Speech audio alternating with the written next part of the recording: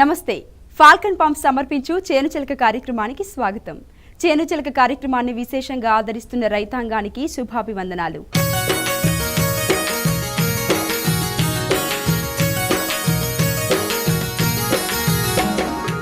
ఈ రోజు చేనుచెలక కార్యక్రమంలో దేశవాళీ ఆవుల ప్రాముఖ్యతను తెలియజేస్తూ అంతరించిపోతున్న ఆవులను రక్షించే ప్రయత్నాన్ని చేస్తున్న ఐటీ నిపుణుడు, యువ ఔత్సాహికుడు, కరీంనగర్ జిల్లా చొప్పదండి మండల తొగురు మామిడికుంట గ్రామానికి చెందిన అన్వేష్ రెడ్డి గురించి తెలుసుకుందాం.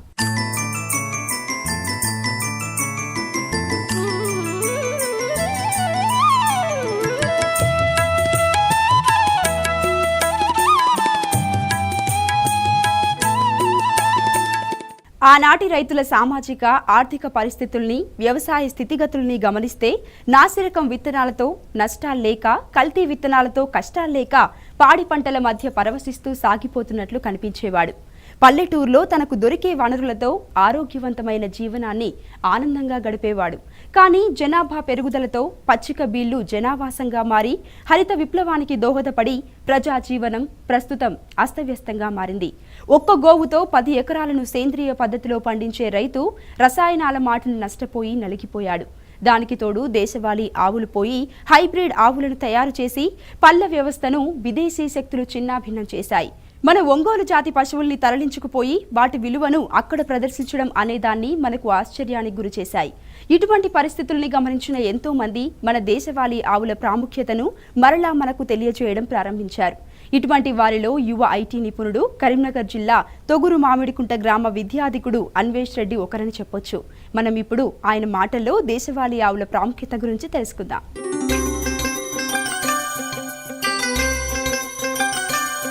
నా పేరు అన్వేష్ రెడ్డి అండి. ఇది Choppadandi mandal, Karimnagar district, so Telangana state. మేము వచ్చేసి ఇక్కడ దేశీ కావు మిల్క్ జీన్ ఇంప్రూవ్మెంట్ కోసం బ్రీడింగ్ ఫార్మ్ స్టార్ట్ చేసాము. మా కాన్సెప్ట్ వచ్చేసి వచ్చే జనరేషన్స్లో ఇప్పుడున్న మిల్క్ ఈల్డ్ కన్నా ఎక్కువ ఇంక్రీజ్ చేయాలి. అండ్ కాన్సెప్ట్లో ఏంటంటే మెయిన్గా మన ఏదైతే లేగలు ఉన్నాయో వాటికి మంచి సెమెన్ ఎక్కిచ్చేసి మంచి బుల్ క్రాస్ చేసి నెక్స్ట్ జనరేషన్ ఏదైతే ఉందో అది ఇప్పుడు మేము తీసుకొచ్చిన జనరేషన్ కన్నా మంచి క్వాలిటీ రావడానికి అని చెప్పి స్టార్ట్ చేసాం. సో అంటే మనకి మెయిన్గా డైరీ ఫామ్ లాగా మిల్క్ కోసం కాకుండా బ్రీడింగ్ ఇంప్రూవ్మెంట్ కోసం స్టార్ట్ చేసాం ఒకటి. రెండోది బ్రీడ్ ఇంప్రూవ్మెంట్ కోసం అని చెప్పేసి ఏదో కెమికల్స్ ఇవి యూజ్ చేసి మిల్క్ ఎక్కువ వచ్చేలా చేయడం కాకుండా సస్టైనబుల్ ఫార్మింగ్ అంటే మనకు వచ్చేసి మినిమం ఇన్పుట్ అండ్ అవుట్పుట్ వచ్చేసి మనకు యావరేజ్ ఉన్నా పర్లేదు.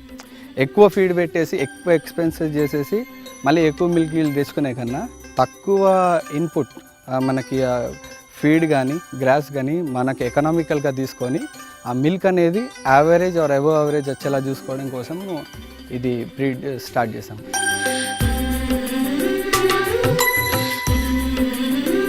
ఫస్ట్ వచ్చేసి కౌ సెలెక్షన్ వచ్చేసి మేము చేసుకున్నది ఫిజికల్ క్యారెక్టరిస్టిక్స్ కాకుండా జీన్ బేస్ చేసుకొని తీసుకున్నామండి. జీన్ అంటే మనం ఎక్కడైతే ఎవరి దగ్గర అయితే పెడిగ్రీడ్ యానిమల్స్ ఉన్నాయి, అంటే దాని ఫాదర్ యొక్క మదర్ ఈల్డ్ కానీ ఇలాంటి అన్ని రికార్డ్స్ మెయింటైన్ చేసిన వాళ్ళ దగ్గర తీసుకొని వచ్చాం. బేసిక్గా అంటే పైన ఫిజికల్ స్ట్రక్చర్ చూసి అది ఎక్కువ మిల్క్ ఇస్తుందని చూడడం కాకుండా దాని పెడిగ్రీడ్ యానిమల్ తెచ్చుకున్నాం. దానివల్ల మనకు లాభం ఏంటంటే మనకు బ్రీడ్ యొక్క క్వాలిటీస్ అనేది ఆల్రెడీ తెలిసి ఉంటాయి. సో మనం ఎక్స్పెక్ట్ చేయొచ్చు ఇంత ఇస్తుంది కనీసం అని చెప్పేసి. చాలామంది చేసే మిస్టేక్ ఏంటంటే ఈ కౌ సెలెక్షన్ దగ్గరే ప్రాబ్లం వస్తుంది. ఏంటంటే ఒకటి సైజ్ చూస్తారు, లేకపోతే కింద పొదుగు చూస్తారు. అది పొదుగు ఎలా ఉంటుందంటే కొన్నింటికి చాలా పెద్దగా ఉంటుంది, అది 2-3 లీటర్ల కన్నా ఎక్కువ ఇవ్వదు రోజు. అండ్ కొన్నింటికి ఎలా ఉంటుందంటే చాలా చిన్నగా ఉంటుంది పొదుగు వచ్చేసి, బట్ అది మిల్క్ మాత్రం ఎక్కువ ఇస్తుంది. సో ఇదేంటంటే మనము మిల్క్ చూసుకొని తీసుకొని రావాలి ఒకవేళ కౌస్ తీసుకుంటే కనుక. లేదు ఒకవేళ మనము హీఫర్స్ కానీ కాఫ్స్ కానీ తీసుకుంటున్నాం అనుకుంటే కనుక మనము దాని జీన్ అంటే కొందరు బ్రీడర్స్ ఎలా పెట్టుకున్నారంటే వాళ్ళ దగ్గర రికార్డ్స్ ఉన్నాయి, మేబీ 100-200 ఇయర్స్ నుండి రికార్డ్స్ ఉన్నాయి. సో ఏంటంటే వాళ్ళు ఆల్రెడీ సెలెక్టెడ్ బుల్స్ ఉన్నాయి కాబట్టి వాటి కాఫ్స్కి వచ్చేసి మంచి పెడిగ్రీ వస్తుంది. దీన్ని ఇలాంటివి మనం సెలెక్ట్ చేసుకుంటే ఏంటంటే ఫ్యూచర్లో ఇంకా ఇంప్రూవ్ చేసుకోవచ్చు.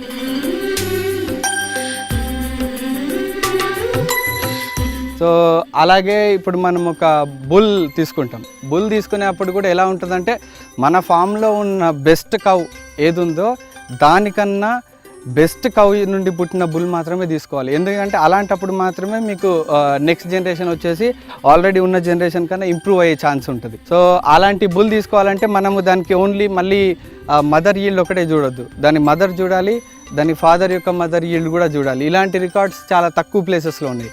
మనకి సెమెన్ కూడా చాలా అందుబాటులో ఉన్నాయి. సబర్మతి గోశాల కానీ ఇంకోటి ఏబీసీ సాలోన్ అని కానీ వాళ్ళు జస్ట్ ఒక 16 to 20 రూపీస్లో ఒక డోస్ ఇస్తున్నారు మనకి సబర్మతి గోశాల అని గుజరాత్లో.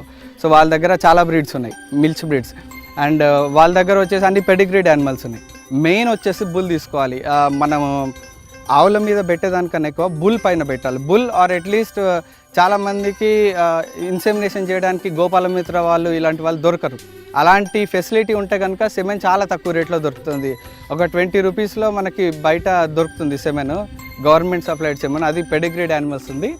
అది గోపాలమిత్ర కానీ ఏఐ టెక్నీషియన్ డాక్టర్స్ అవైలబిలిటీ ఉన్న వాళ్ళు అలాంటివి తీసుకుంటే వాళ్ళకి మినిమల్ ఎక్స్పెన్స్లో వెళ్ళిపోతుంది. లేదు అనుకుంటే బుల్ తీసుకోవాలంటే బుల్ ఖచ్చితంగా కొంచెం ఆవుల మీద పెట్టే కన్నా కొంచెం శ్రద్ధ ఎక్కువ బుల్ పైన పెట్టాలి. అలాంటప్పుడే మనకి నెక్స్ట్ జనరేషన్ మీద ఆ హోప్ ఉంటుంది. ఎలా అంటే ఆ నెక్స్ట్ జనరేషన్ మనకి ఇంకా బెటర్ క్వాలిటీ ఉండాలి. బెటర్ క్వాలిటీ ఉండాలంటే సీడ్ మెయిన్. సీడ్ అంటే బుల్. సో ఇది వచ్చేసి ఎవరైనా సరే అది బఫెలోస్ కానీ కౌస్ కానీ ఏ బ్రీడ్ అయినా సెలెక్ట్ చేసే ముందు సెమెన్ అయితేనేమో టాప్ క్వాలిటీ సెమెన్ స్టేషన్స్లో మనకి తక్కువ రేట్లో దొరుకుతుంది. లేదు అంటే బుల్ తీసుకోవాలి ఖచ్చితంగా. ఆ బుల్ కూడా మన ఫామ్లో ఉన్న అన్ని యానిమల్స్ కన్నా మంచి క్వాలిటీ ఉండాలి.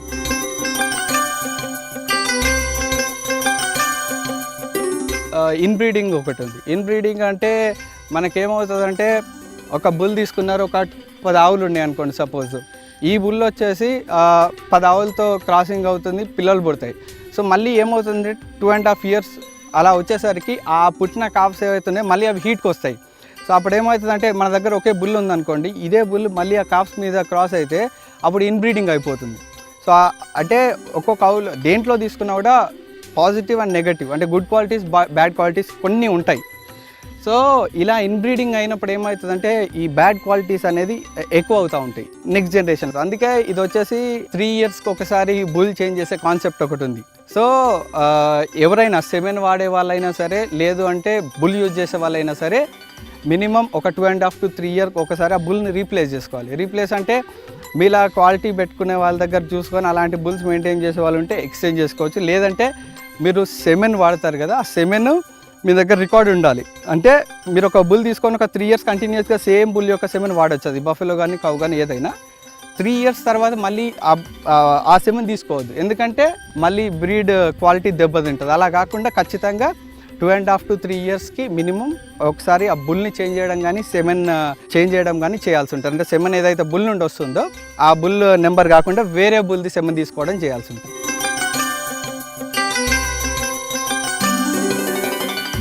మన సంప్రదాయాలను ఓసారి పరిశీలిస్తే గోమాతకు ప్రత్యేక స్థానం ఉంది. మిగతా జంతువులకు లేనటువంటి పవిత్రతను గోమాతకు కల్పించి విశిష్ట స్థానంలో గోవును ఉంచడం అనేది పరిశోధనలకు నాందిగా మారిన తరువాత గోవు యొక్క ప్రాముఖ్యతను ప్రపంచ దేశాలు గుర్తించాయి. కొంతమేర మన ఆర్థిక వ్యవస్థను దెబ్బకొట్టే పరిస్థితిని కూడా గోమాత ద్వారా మనకు కల్పించడం అనేది విదేశీయులు చేసిన ఓ ముఖ్యమైన కుట్రగా కూడా మనం చెప్పుకోవచ్చు. ఇలాంటి కల్మషం లేని మన అమాయకత్వాన్ని వాడుకుని బ్రెజిల్ లాంటి దేశాలకు మన దేశవాళీ ఆవుల్ని తీసుకెళ్లడం కూడా అందులో భాగంగా చెప్పొచ్చు. అలాంటి తరుణంలో మేల్కొన్న మన పెద్దలు గోశాలలను పునరుద్ధరించి మన దేశవాళీ ఆవుల్ని రక్షించే ప్రయత్నాన్ని ప్రారంభించి సఫలీకృతులైన కూడా ఇంకా చిన్న చిన్న పొరపాట్ల ద్వారా పూర్తి స్థాయి రక్షణకు గోవులు రాలేకపోతున్నాయి. ఇటువంటి విషయాలన్నింటినీ మనం అన్వేష్ రెడ్డి ద్వారా తెలుసుకుందాం.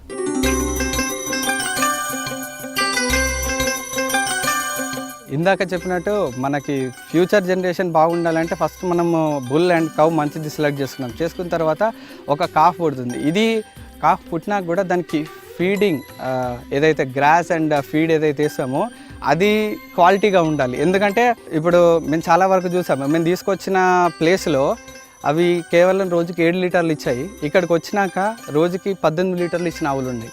అంటే మనం తీసుకొచ్చినప్పుడు అది మేము చూసింది ఏంటంటే అక్కడ మొత్తం రోజుకి కలిపి జస్ట్ 7 లీటర్స్ ఇచ్చినాయి. ఇక్కడికి వచ్చేసినాక అదే ఆవు జస్ట్ ఒక 20 డేస్లో అలా ఈనిన తర్వాత అది వచ్చేసి 18 లీటర్స్ ఇచ్చింది రోజుకి. అంటే అక్కడ ఫీడింగ్ కరెక్ట్గా లేదు. సో మనము ఏదైనా సెలెక్ట్ చేసుకునేటప్పుడు ఆ క్వాలిటీ చూడాలి, ప్లస్ మనం ఆవుకి తగ్గట్టు మనము ఈ ఫీడింగ్ కూడా ఇవ్వాలి. అప్పుడే ఇన్పుట్ అవుట్పుట్ అన్నీ బ్యాలెన్స్ అవుతాయి. తర్వాత మనం ఒక కాఫ్ పుట్టింది అనుకోండి, కాఫ్ పుట్టిన తర్వాత అదొక 3 months ఏజ్ వచ్చే వరకు లిమిటెడ్ మిల్క్ తీసుకుంటుంది. అందుకే మనకి ఏదైనా ఆవు ఈనిందంటే దాని మిల్క్ ఈల్డ్ అనేది ఇంక్రీజ్ అవుతూ వెళ్తుంది. అంటే అప్ టు 3 months వరకు ఇలా ఇంక్రీజ్ అయ్యి తర్వాత మెల్లిగా డిక్రీజ్ అవుతుంది. అంటే కాఫ్ గ్రోత్ను బట్టి ఆ మిల్క్ కూడా, అంటే ఫస్ట్ ఆవు ఈనిన రోజు నుండి కంపేర్ చేసుకుంటే అలా కొద్ది రోజులు ఒక 1.5-2 months ఇలా ఇంక్రీజ్ అయ్యి తర్వాత డిక్రీజ్ అవ్వడం స్టార్ట్ చేస్తూ ఉంటుంది. ఎందుకంటే ఆ ఇంక్రీజ్ అయ్యే టైం వరకు కాఫ్ పెరుగుతుంది. అలా చేయడం వల్ల ఏమవుతుందంటే మీరు చూస్తే జనరల్గా మనం చూసే 3-4 yearsకి ఏదైతే పెరిగే ఆవులు కానీ ఇది బుల్స్ కానీ ఏవైతే 3-4 years హైట్ ఉంటుందో అది జస్ట్ 1.5-2 yearsకి వచ్చేస్తాయి. ప్లస్ దాని క్వాలిటీస్ అండ్ మిల్క్ ఈల్డ్ కూడా నెక్స్ట్ జనరేషన్లో ఇంప్రూవ్ అవుతాయి. అంటే దాని మిల్క్ ఈల్డ్ అనేది పెరగడానికి ఇక్కడ నుండే స్టార్ట్ అవుతుంది. కాఫ్ నుండే కేర్ తీసుకోవాలి.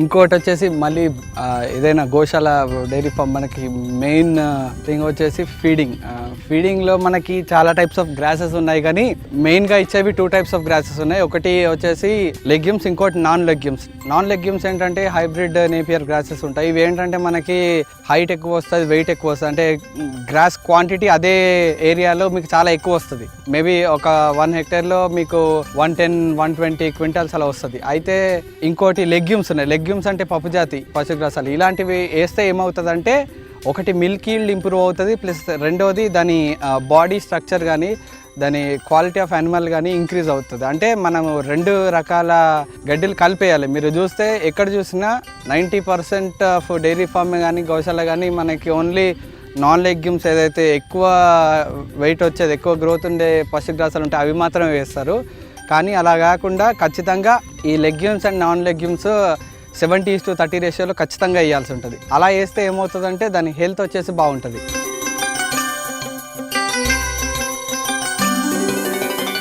గోశాల కానీ ప్రైవేట్ గోశాల కానీ డైరీ ఫామ్ కానీ పెట్టేటప్పుడు 1 more ఇంపార్టెంట్ మిస్టేక్ అందరూ చేసేది ఏంటంటే ఇన్ఫ్రాస్ట్రక్చర్కి చాలా లక్షలు పెడతారు, కానీ మన దగ్గర చూస్తే సింపుల్గా ఉంటుంది. సో యాక్చువల్లీ దేశవాళీ ఆవులకు ఏంటంటే ఇప్పుడు ఈ ఎండలో కూడా ఇవి వచ్చి ఇక్కడ ఈజీగా మేస్తూ ఉంటాయి. ఇంత 45-50 degrees ఎండలో కూడా మన దగ్గర ఈనిన ఆవు ఉంది. అది మొదటి ఈతలో 8 లీటర్లు ఇస్తుంది. అది ఈ వరిగడ్డి దీనుకుంటా కూడా ఈ ఎండలో కూడా ఎప్పుడు మిల్క్ ఈల్డ్ అనేది ఫ్లక్చుయేషన్ రాలేదు. సో ఈ దేశవాళీ ఆవుల్లో ఉన్న మెయిన్ థింగ్ ఏంటంటే మీకు దాని వెదర్ కండిషన్స్ చేంజ్ అయిన ఏదైనా మిగతా క్రాస్ బ్రీడ్ యానిమల్స్ కంపేర్ చేస్తే వీటి మిల్క్ ఈల్డ్ ఫ్లక్చుయేషన్స్ అన్నది అంత ఎక్కువ ఉండదు. మేబీ 1/2 లీటర్ 1 లీటర్ అటు ఇటు అవుతుంది కావచ్చు. మీరు దాన కానీ ఫుడ్ కానీ బాగా తేడా చేస్తే అంతే తప్పితే అంతకు మించి తగ్గదు. అండ్ వచ్చేసి ఇన్ఫ్రాస్ట్రక్చర్ మనకి చూస్తున్నారు. ఇక్కడ మన ఏరియాలో 49-50 టచ్ అయింది 15 days బ్యాక్. ఇప్పుడు అలాగే ఉంది 45+. కానీ మన దగ్గర ఏమంత ఫ్యాన్స్ అది ఇది ఏముండదు. ఈ దేశవాళీ ఆవుల దగ్గర ఉన్న one of the main best thing ఇది. ఈ మెయిన్ థింగ్ ఏంటంటే ఈ టెంపరేచర్లో మిల్క్ ఈల్డ్ అనేది అలా కాన్స్టెంట్గా ఉంచుకోవడం వాటి స్పెషాలిటీ ఒకటి. రెండోది వాటికి ఇంత వేడి కూడా వాటికి ఏం ప్రాబ్లం ఉండదు. చాలామంది చేసేది ఏంటంటే ఈ షెడ్కి వచ్చేసి 15 లక్షలు 20 లక్షలు ఇలా పెడుతున్నారు. షెడ్ మీద పెట్టే కాస్ట్ ఏదైతే ఉంటుందో అది జనరల్గా అంటే డాక్టర్స్ కానీ సైంటిస్ట్ కానీ వీళ్ళ లెక్కల ప్రకారం 5% మించకూడదు అన్నది కాన్సెప్ట్. ఎవరైనా చెప్పేది ఏంటంటే 5% అంటారు ఇన్ఫ్రాస్ట్రక్చర్ మీద, ఏది షెడ్ ఇవన్నీ కలిపి. కానీ చాలామంది ఏం చేస్తారంటే ఆవుల మీద పెట్టేదానికన్నా ఎక్కువ షెడ్ మీద పెడతారు. అది అంత పెట్టే బదులు 10 తీసుకొచ్చే కాడ 20 తీసుకొని రావచ్చు ఆవులు. కానీ ఈ షెడ్ అనేది వాళ్ళ ఏరియాలో వాళ్ళకి తగ్గట్టుగా వాళ్ళకి అవైలబిలిటీ ఉన్న మెటీరియల్ని పట్టుకొని తక్కువ రేట్లో కొంచెం స్టాండర్డ్గా ఉండేలా కట్టుకుంటే సరిపోతుంది. మరి ఫ్యాన్లు ఇవన్నీ పెట్టేసి అంత స్టాండర్డ్గా కట్టాల్సిన అవసరం లేదు.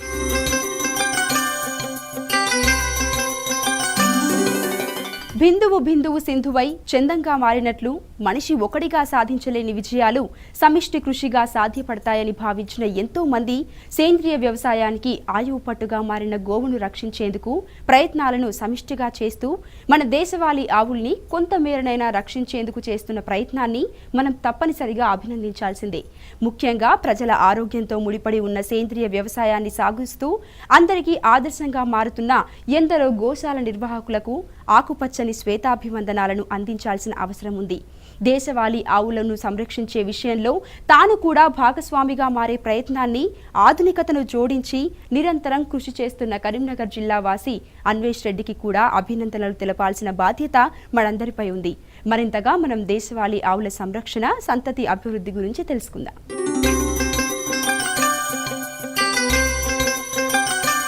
మెయిన్గా మనం ఇక్కడ దేశంలో అంతా చూసేది క్రాస్ బ్రీడ్ ఆవులు అంటే ఒకటి హెచ్ఎఫ్ క్రాస్ బ్రీడ్, ఇంకోటి జెర్సీ క్రాస్ బ్రీడ్.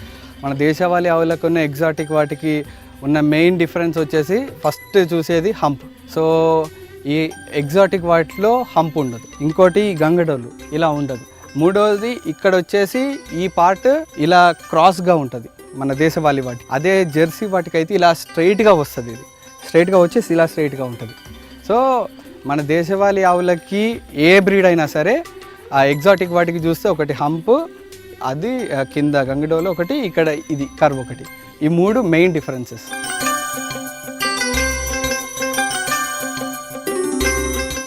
మన దేశంలో వచ్చేసి హెచ్ఎఫ్ అండ్ జెర్సీ ఇలాంటివి ఇంట్రొడ్యూస్ చేసి దాదాపు 100 ఏళ్ళు అవుతుంది. అప్పుడు మన దగ్గర ఇంట్రొడ్యూస్ చేయడానికి మెయిన్ రీజన్ ఏంటంటే మన దగ్గర ఉన్న దేశవాళీ ఆవుల్లో ఈ పాల దిగుబడి అనేది తక్కువ ఉంటుందని చెప్పేసి మెయిన్గా హెచ్ఎఫ్ కానీ జెర్సీ బ్రీడ్ కానీ ఇంపోర్ట్ చేసుకోవడం జరిగింది.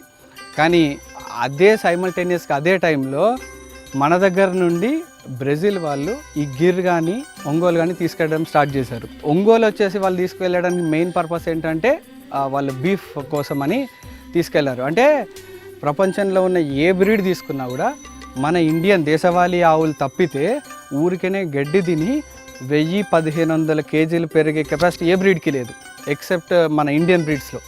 సో అందుకని చెప్పేసి మన ఇండియన్ బ్రీడ్స్ మీద వాళ్ళు మెయిన్ కాన్సన్ట్రేట్ చేశారు. తర్వాత వచ్చేసి గిర్ కూడా తీసుకెళ్లారు. గిర్ బ్రీడ్ కూడా బీఫ్ కోసమనే తీసుకెళ్లారు. కానీ అక్కడ వాళ్ళు వెళ్ళి చూసిన తర్వాత ఆ మాత్రం ఊరికనే వెళ్ళి వాళ్ళ దగ్గర హండ్రెడ్స్ ఆఫ్ ఎకర్స్ ల్యాండ్ ఉంటుంది. వాళ్ళ దగ్గర చాలా ఏరియా ఎక్కువ కాబట్టి పాపులేషన్ తక్కువ, ఏరియా ఎక్కువ. సో వాళ్ళు ఏంటంటే కొన్ని hundreds of acres grass plantation చేసి వదిలిపెడతారు ఎవరైనా సరే.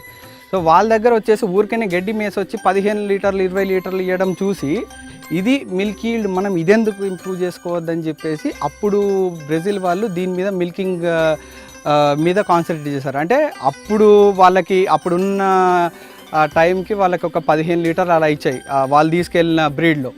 కానీ వాళ్ళు చూస్తుంటే అదే మెయింటెనెన్స్లో హెచ్ఎఫ్ ఆ టెంపరేచర్లో తట్టుకోలేదు. అంటే బ్రెజిల్ అనేది సౌత్ అమెరికన్ కాంటినెంట్, కానీ అక్కడ కూడా డెజర్ట్స్ ఉన్నాయి, అక్కడ కూడా మంచులు పడే ప్రాంతాలు ఉన్నాయి. కాకపోతే వాళ్ళకి ఏంటంటే టెంపరేచర్ ఇటు 50 దాటుతుంది, అటు మళ్ళీ 0 to 5 degrees మధ్యలో కూడా వెళ్తుంది. సో ఇంత వేరియేషన్ తట్టుకునే బ్రీడ్ మళ్ళీ మన దేశవాళీ ఆవులు తప్పితే వేరే బ్రీడ్ అంత వేరియేషన్ తట్టుకోలేవు. అంటే హెచ్ఎఫ్ అవి మిల్కింగ్ కంటిన్యూస్గా ఎక్కువ ఇస్తాయేమో, కానీ ఈ టెంపరేచర్ ఫ్లక్చుయేషన్ వచ్చినప్పుడు దాని మిల్క్ ఈల్డ్ కూడా చాలా ఫ్లక్చుయేట్ అవుతూ ఉంటుంది. కానీ వీటిలో మాత్రం ఆ కెపాసిటీ ఉంది. అంటే ఆ 50 degrees to 0 degrees ఈ మధ్యలో టెంపరేచర్ ఎలా వేరియేట్ అయినా కూడా వీటికి ఏం ప్రాబ్లం ఉండదు.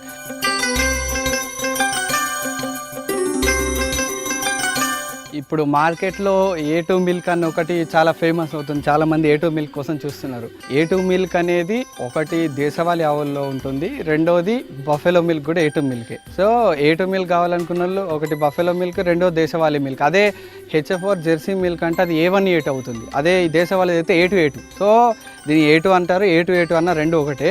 సో మన దగ్గర ఒకటి అపోహ ఏముందంటే 2-3 బ్రీడ్ల పేర్లే చెప్తారు. ఏది గిర్ కానీ ఇంకోటి కానీ 2-3 బ్రీడ్లు మాత్రమే A2 మిల్క్ ఇస్తాయని చెప్తారు. కానీ మనకి ఇండియన్ గవర్నమెంట్ది బ్రీడ్ రిజిస్ట్రేషన్ అన్న ఒకటి సంస్థ ఉన్నది. వాళ్ళ దగ్గర ఉన్న దేశవాళీ ఆవుల 38 బ్రీడ్స్ మీద వాళ్ళు మిల్క్ టెస్ట్ చేశారు. అందులో 1-2 బ్రీడ్స్ అది A2 లేవు, కానీ మిగతా అన్ని బ్రీడ్స్ ప్యూర్ A2 మిల్క్ ఇస్తాయి.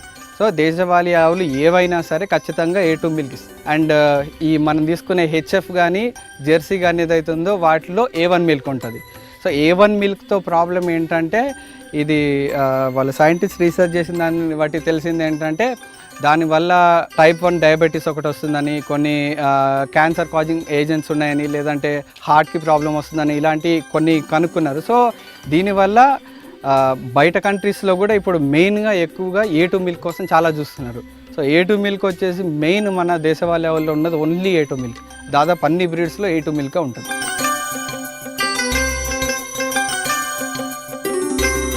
ట్రెడిషనల్గా వచ్చిన సంపద అంటే ఒక రైతుకి ఒకటి పొలం, ఇది పక్కన పెడితే జంతువులు అంటే ఒకటి ఆవులు, 2 గేదెలు, తర్వాత మేకలు వచ్చినాయి. సో ఇవన్నీ ఉండగా ఎందుకు ఆవులకే అంత ప్రాముఖ్యత ఉంది అంటే, ఒక మనిషిని తీసుకుంటే వాతం, పిత్తం, కఫం అని 3 ఉంటాయి. అంటే వేడి, చల్లదనం ఇట్లా. సో వీటి మిల్క్ అనేది ఎవరికైనా పనిచేస్తుంది. ఇప్పుడు గేదె మిల్క్ తీసుకుంటే అది కూడా A2 మిల్క్, ఇందా కాన్సెప్ట్లో A2 మిల్క్, అది కూడా మంచిదే. కానీ వేడి, బాడీలో వేడి ఎక్కువ ఉన్న వాళ్ళకి గేదె పాలు పనికిరావు. ఎందుకంటే అందులో ఫ్యాట్ ఎక్కువ ఉంటుంది, ప్లస్ వాళ్ళ బాడీలో ఫ్యాట్ ఎక్కువ ఉంటుంది. అలాంటి వాళ్ళకి ఏమవుతుందంటే ఏదో ఒక ప్రాబ్లం స్టార్ట్ అవుతుంది లోపల నుండి. అదే ఆవు పాలు తీసుకుంటే, ఈ ఆవుని ఎందుకంత దేవతలా పూజిస్తారంటే ఇది ఎవరికైనా ఈక్వల్గా ఉంటుంది. మేక పాలు చాలా మంచి అని అంటారు. అది మెడిసినల్ వాల్యూస్ ఎందుకు ఎక్కువ ఉంటుందంటే అది ఆకు ఉండదు కాబట్టి, అది అన్ని ఆకులు తింటుంది కాబట్టి, అన్ని మెడిసినల్ అవి ఉన్న ఆకులు కూడా తింటుంది కాబట్టి దాని మిల్క్ కూడా చాలా మంచిది. కానీ అది కొందరికి పడదు. గేదె పాలు కొందరికి పడవు, కానీ ఆవు పాలు అనేది ఎవరికైనా పడతాయి. అందుకని చెప్పేసి ఆవుకి అంత ప్రాముఖ్యత వచ్చింది, మిగతా ఎన్ని ఉన్నా కూడా. సో ఇది ఆవు వెనకాలన్న మర్మం.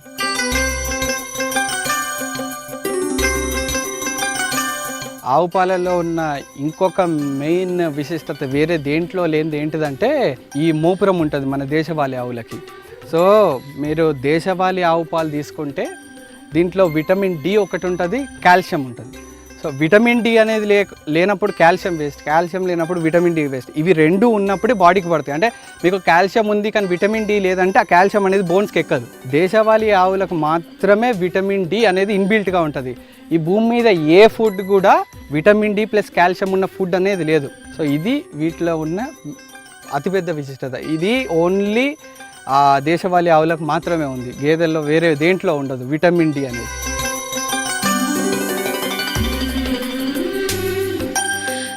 ఈ కార్యక్రమంపై మీ సలహాలు, సూచనలు, అభిప్రాయాలను 9553955390కి తెలియజేయగలరు.